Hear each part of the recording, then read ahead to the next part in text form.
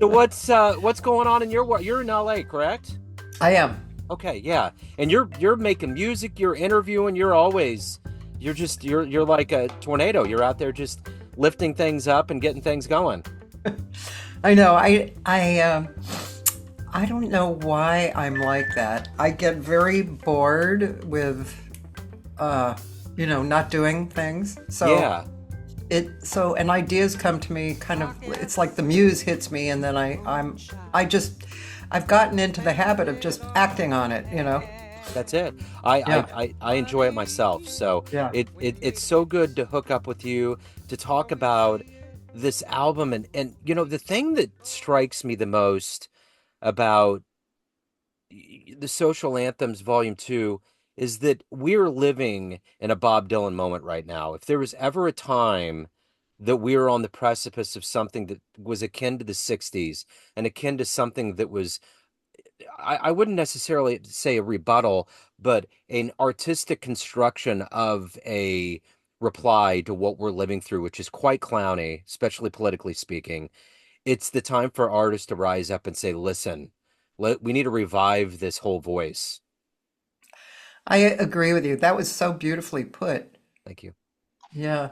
Um, I totally agree with you. I feel very much the same. This moment seems very poignant with observation and sobering, and it's different than with the '60s or the '70s because at that time we were surprised by everything, yeah, and we were young, we were growing up, we were like, what is going on? We were, in motion. And now we've lived through a bunch of stuff since then, yeah, and there's all this connection, right? Online connection, which we didn't have at all. yeah. And I feel a gathering. I mean, you're hitting on my positive ideal self, which I love to talk on that level, but I do feel this broadening of social consciousness and a kind of a togetherness. And I think the arts definitely reflect that, especially music, because, you know, who doesn't listen to music, right? Yeah, absolutely. I Yeah. remember the morning that Kurt Vonnegut, when he died, I had a radio. I have to have sound in every room I'm in. So I had a radio playing NPR, and I remember them saying, being a guy that was an atheist, he said the only thing that made him believe there was a God was music. Wait, Kurt Vonnegut said Yeah, that? yeah, Kurt Vonnegut said that. Oh, that's interesting. Wow. So, yeah, I was just speaking about him the other day because I forget why, but uh, I kind of remember well, anyway, when I was in college, Slaughterhouse-Five came out, and yeah. I had a job at the theater, behind the candy counter. And they had every one of his books there, and I just read them all while, because I had seen the Yeah. movie, and I just read each book. He Wow. was amazing. Yeah, good for you. I mean, I wish I would have delved into it. I didn't get into them until I kind of got into my rebellious 20s. And I remember one of the reasons why I actually wanted to get into interviewing. I'd always been kind of in journalism. I started in sports and was like, I don't think so. So I kind of put it on ice for a while and decided that Yeah. I wanted to, and thank God I ran into jazz musicians because you're the finest organisms on the planet of everybody that I've ever run into. It's the greatest group of people.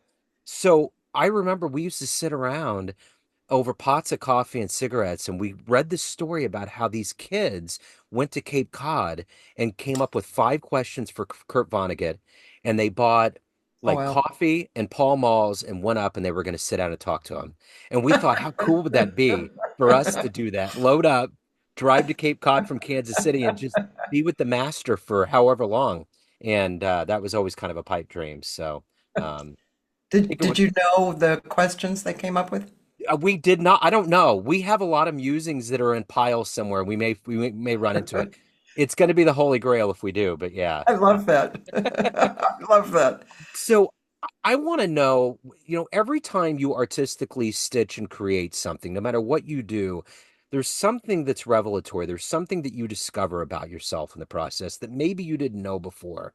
What have you discovered in the process of putting together Social Anthem Volume 1 and 2? What is it about yourself or maybe our society in this modern sense that you discovered that you didn't know before you went into this project? Well, that's a deep question. Yeah. Let me just take a well, something new. I mean, I'm the kind of person.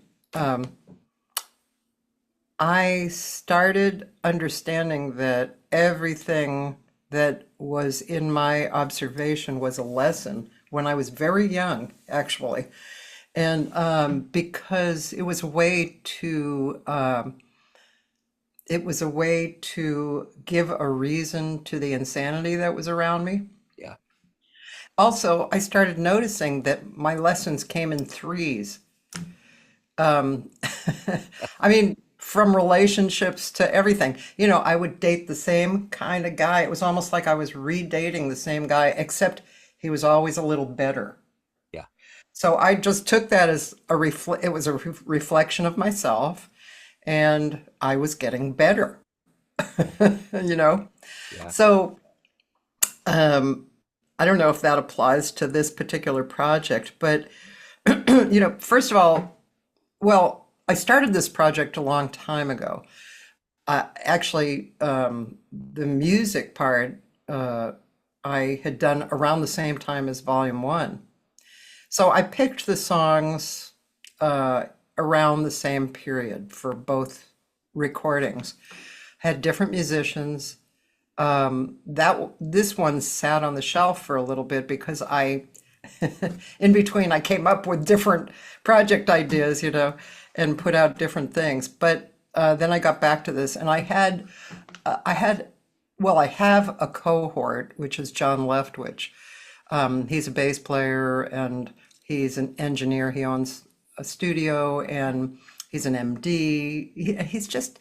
He's very smart. I've known him for 40 years and uh, learning to work with him kind of comes along with this idea of learning something new about myself and about uh, outside of myself, like working on the project, working in a studio, working with musicians.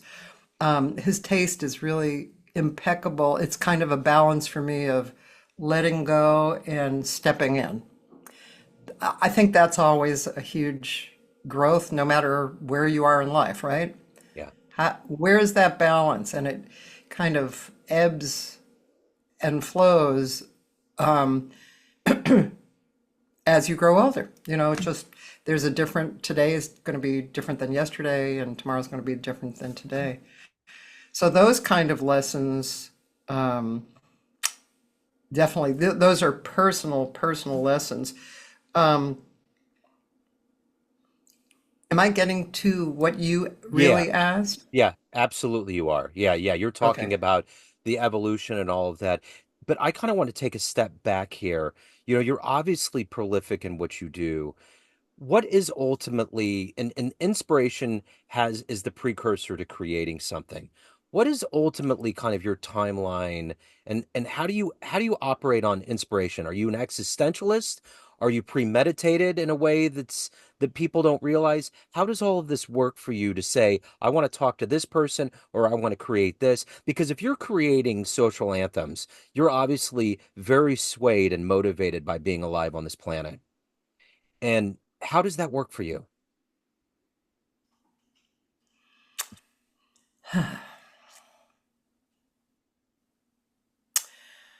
Well, first of all, for me, it's first of all, and I mentioned this already. The muse comes, just there's an idea that lights off, and if I like it, if I like it and I think it's at all realistic, I start acting on it, Yeah. and then I know the universe is going to all come together. For instance, I'm going to Berlin and Norway on Sunday. How did that come about? Last year, I suddenly got the idea that I wanted to play with an old friend of mine in Norway, a guitar player who used to live here. And I contacted him and we started discussing, and a few things started firming up. I have this project that will come out next year. It's all done. It's ready. It's waiting. It's a no net, and it's really cool. The songs are eclectic. The arrangements are great. John Leftwich arrangements, and it's we feel like it's really going to reach across age groups and genres. So anyway, somewhere along the line, I thought, gee, there were grants coming by me, and I thought, how could I use a grant? And I thought, well, first I thought, oh, I could take the no net on the road. That would be great. Then I started kind of looking into that, and I realized that's way above my pay grade. I have no idea how to do that.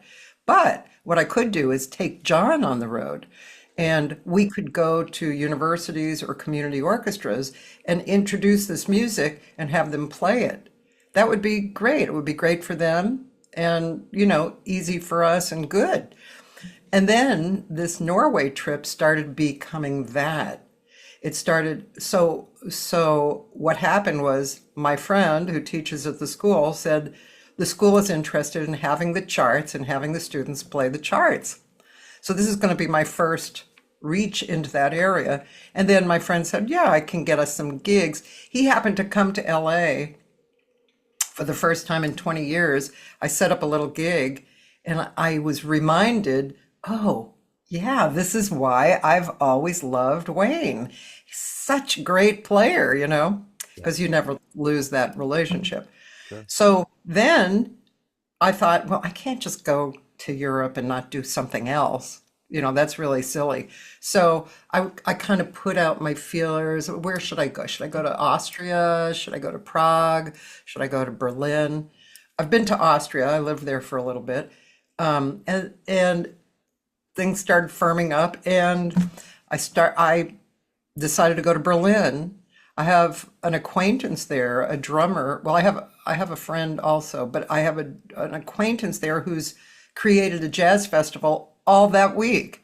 So Wow. I got a hotel room next to the club, and I'm going to interview people if I can, Yeah. right? Yeah.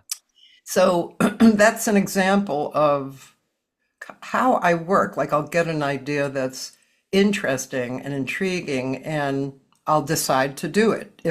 if I think it's, and then things come That's together. it. Yeah, That, and I that- try not to be too, yeah. controlling, right? Yeah. So I'm wondering and I've always wondered this because I'm not a musician. I come from the perspective of there's so many things that I've tried to do creatively that are difficult. I want music to be a mystery. I want to come from it from a visceral standpoint. I want to just enjoy the way that it washes over you and that warm analog glow. But being a musician, and there's a lot of people out there that are interviewing other musicians that are musicians, how does that process of peeling back the layers of story enhance you as a musician? How is it mutually beneficial? I'm sorry, you have to clarify that a little bit. So interviewing musicians and getting Yes. their story as a musician, how does that Oh, enhance your music brain and the way that you approach charts I and making music? I see. Well, um, first of all, the way that I get majorly influenced is perspective. For instance, I asked a friend of mine what he's practicing lately, and he said, I'm practicing what I need to practice with joy. That changed my life, Wow. actually, because I realized, well, I keep realizing things about that. One thing is, if you practice like, you know, then Yeah. when you go to perform, guess what you are really good at? Yeah. But if you practice with joy, like, oh, that's, yeah, I'm so glad I'm doing this. Oh, there's a mistake. Oh, that's really cool. Then when you get out in public, that joy has gotten into you. So I think with my interviews, it's more of perspectives Yeah. that I get turned on to. I mean, I definitely will get information about practicing and what to listen to, who's fabulous to listen to. I might hear, they might turn me on to some beautiful music. But I would say mostly it's perspective that I get. I think about Charlie Parker, about how he was just kind of a quirky, happy, jolly fellow. And you could Yeah, hear that come through his playing and his horn when he would do certain things. And I think about that more. Being somebody that's not a musician, I think yeah. about the personality that I feel from people when I talk to them. And it's like, totally makes sense. It's almost like I got this little like magic portal that I get to open up and look right into the soul for a minute and be like, all right, I got it now. I can move on. Yeah, do you know Anthony Wilson? Yeah, yeah. Have you ever interviewed him? I believe I did in in the early days. Yeah. He was one of my favorite interviews. Yeah. It Yeah. was really kind of spiritual and it was about music and everything, and that's how he is. He's one of my very favorite musicians. Yeah. Not only is he just I just love to listen to what he plays, but now in the last 15 years he started singing, he writing kind of like Robert Johnson type of stuff. And Yep. last time I saw him, I was so absolutely blown away. Every song was like a little movie that I lived through. It was amazing. And so I really admire him, Yeah. for on a lot of different levels. There's interviews like that too, where I come away and I feel like there's this vibration that these musicians, not only as musicians, but as people, along the lines of the way they explain Coltrane, being a very Yeah. grounded spiritual family, like everything about him intersects being the best human he could be with being spiritual, like almost like I don't want to make it sound trite or weird, but almost godlike. And I felt there's several interviews where I felt the vibration. There's been three. Dr. Lonnie Smith was unreal. Mhm. Randy Weston was like just like I was dizzy when I got away from it. I couldn't believe that this. He explained jazz to me. He was like, "Have you ever been to Africa?" And I was like, "No." And he was like, "Let me explain to you why it came from Africa." He said, "Everything swings there. The elephant tails, the palms, everything swings." And I was just like, "Oh my God." Just like all I saw was the red curtain just parting, and it was like, that's it. He just showed me the way to understanding how this music, the Big Bang happened. Um, Wow.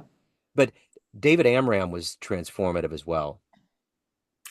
I absolutely love David Amram. I just talked to him this week.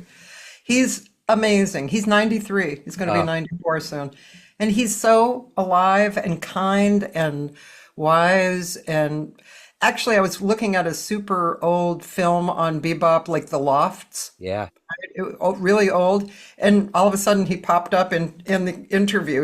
It's like, hey, that's David Amram. He's He's unbelievable. amazing. Yeah. Yeah. And And while I was talking to him, his daughter was driving. So he was just coming back from a Willie Nelson festival, and then he was literally driving to a Dylan festival to partake. yeah, You know, sure. yeah. Wow.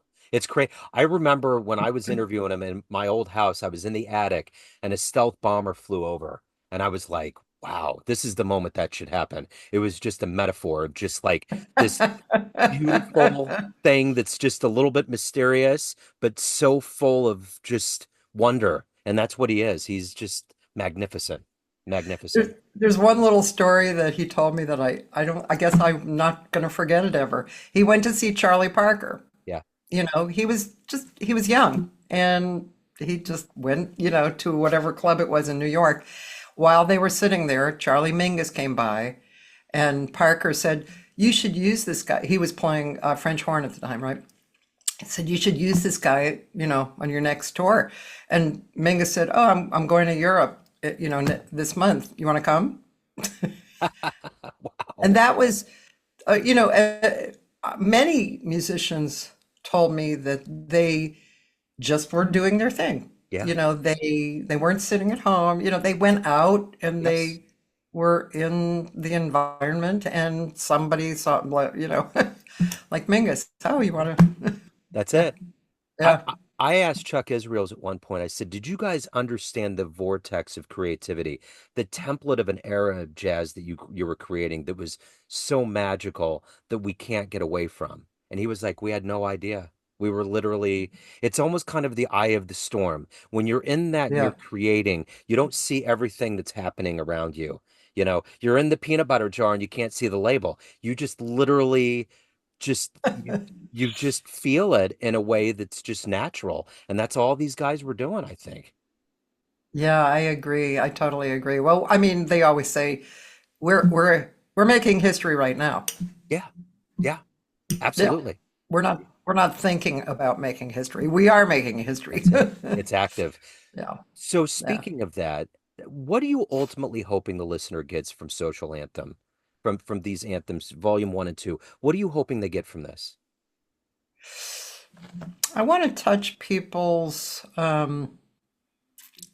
perspective on, it sobering, a sobering point of view. I don't mean depressing. I just mean take a look at what's going on, and try. I mean, I'm hoping that, and I'm expecting too, because of the songs and I think the quality of the sound, but that it touches the person, and all of a sudden they're in the present moment, and they're looking, which is, it's not a silly feeling, it's not a hysterical feeling. It's more of a sobering feeling. But also there's a hope. So I think I, I love that combination of things. I'm here, but I also, and I see what's happening, but there's something tender too and hopeful. So that's what I'm really hoping for to touch people with. So Social Anthems volume two, where's the best place for them to pick this album up? Volume one, any of your work that's going to benefit you the most, any of your wonderful interview work, anything in your worlds, where can people go?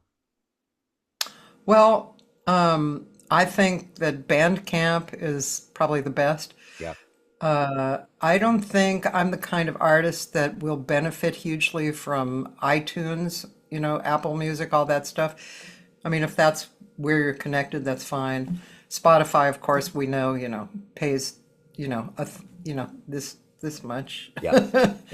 And Bandcamp, at least you can listen to it if you want for free, and also you can contribute anything, which is nice. And as far as checking out my interviews, it's on my regular Facebook page, not my music page, but my regular page, or my YouTube channel. And I keep my website pretty up to date with what's going on. So you can always go to my website, my name, CathySegal-Garcia.com.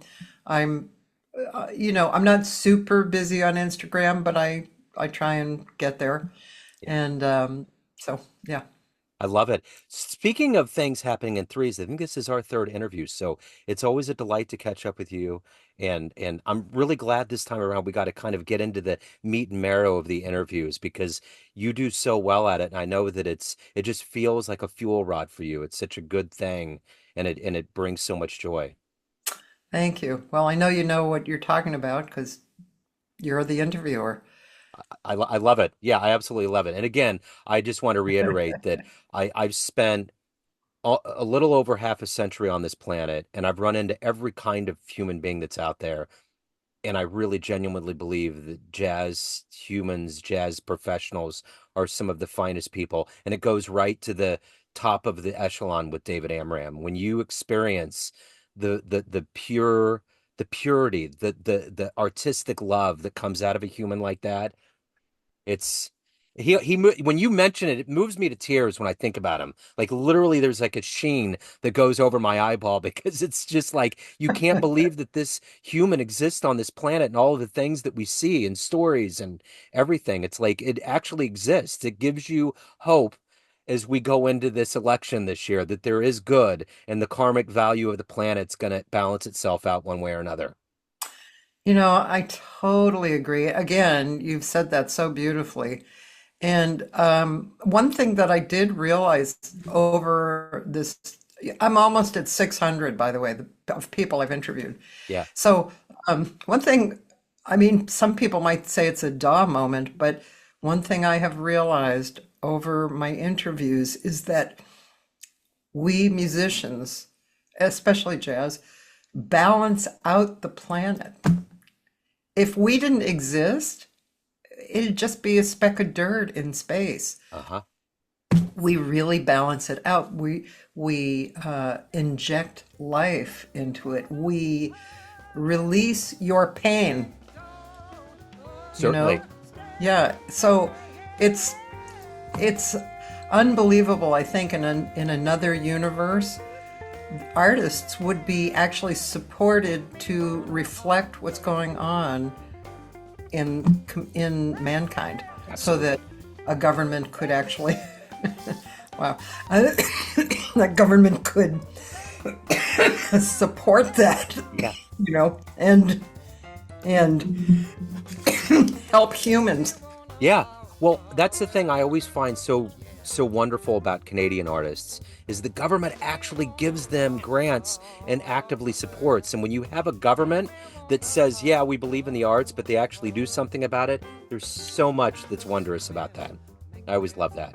Yeah, me too. So it's wonderful. Again, Kathy, it's wonderful to catch up with you. I'm looking Thank you forward to so number much. 4. Have a great trip. Thank you. A real pleasure. Absolutely. Take care. Bye.